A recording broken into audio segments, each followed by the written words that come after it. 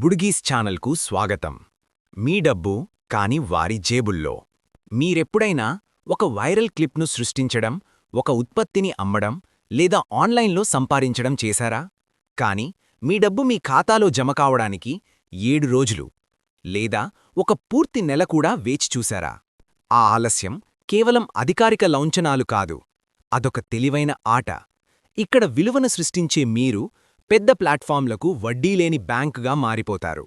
ఈరోజు pi network కేవలం 3 సెకన్ల బదిలీలతో ఈ పరిస్థితిని ఎలా తిరగవేస్తుందో నేను వివరిస్తున్నాను. వెబ్2 ప్లాట్ఫామ్లు దీన్ని ఎలా అమలు చేస్తాయో చూడండి. వారు మీ చెల్లింపులను నిలిపి ఉంచినప్పుడు వారికి ఖర్చులేని నిర్వహణ మూలధనం లభిస్తుంది. లక్షలాది చిన్న మొత్తాలు కలిసి ఒక భారీ నాగదు పర్వతంగా మారిపోతాయి. మీరు కష్టపడితే వడ్డీ వారు సంపాదిస్తారు. ఇది అంతిమ వడ్డీరహిత క్రెడిట్ ఉచ్చు. మీ డబ్బు మీకోసం కాకుండా వారికోసమే పనిచేస్తుంది.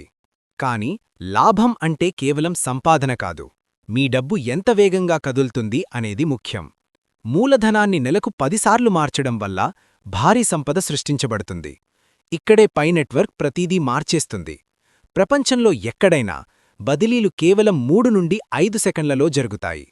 తక్షణమే తిరిగి పెట్టుబడి పెట్టే శక్తి మీ చేతుల్లో ఉంటుంది. అదే నిజమైన అధికారం. పై నెట్వర్క్ మునుపటి తప్పుల నుండి గుణపాఠం నేర్చుకుంది. ఖరీదైన రిగ్గులకు బదులుగా మన స్మార్ట్ ఫోన్లను ఉపయోగించింది.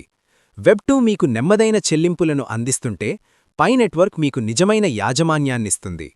డబ్బు బదిలీ చేయడానికి మధ్యవర్తుల అవసరం లేదని దిగ్గజాలు భయపడుతున్నాయి. కాని ఒక హెచ్చరిక: తక్షణ నగదు ఇస్తామని వాగ్దానం చేసే మోసపూరిత యాప్ల పట్ల జాగ్రత్తగా ఉండండి. కేవైసీ చాలా ముఖ్యం. నిజమైన వ్యక్తులు మాత్రమే స్థిరమైన ఆర్థిక వ్యవస్థను నిర్మించగలరు. ఇప్పుడు కామెంట్లలో నాకు చెప్పండి, 7 రోజుల తర్వాత $10,000 తీసుకోవడానికి ఇష్టపడతారా, లేదా వెంటనే తిరిగి పెట్టుబడి పెట్టడానికి 3 సెకండ్ల తర్వాత $9,900 తీసుకోవడానికి ఇష్టపడతారా? మీ ఎంపికను క్రింద తెలియజేయండి. మీరు డిజిటల్ ఆర్థిక వ్యవస్థలో వేగయుద్ధానికి సిద్ధంగా ఉంటే ఇప్పుడే 3 సెకండ్స్ అని కామెంట్ చేయండి. మరిన్ని విశ్లేషణల కోసం సబ్స్క్రైబ్ చేయండి మరియు నోటిఫికేషన్ బెల్ నొక్కండి. కామెంట్లలో కలుద్దాం. ఫైర్ విన్నందుకు ధన్యవాదాలు. వ్యాసం పీటర్ పిఐ. ఎడిటింగ్ మహేష్ కుమార్ బుడిగి.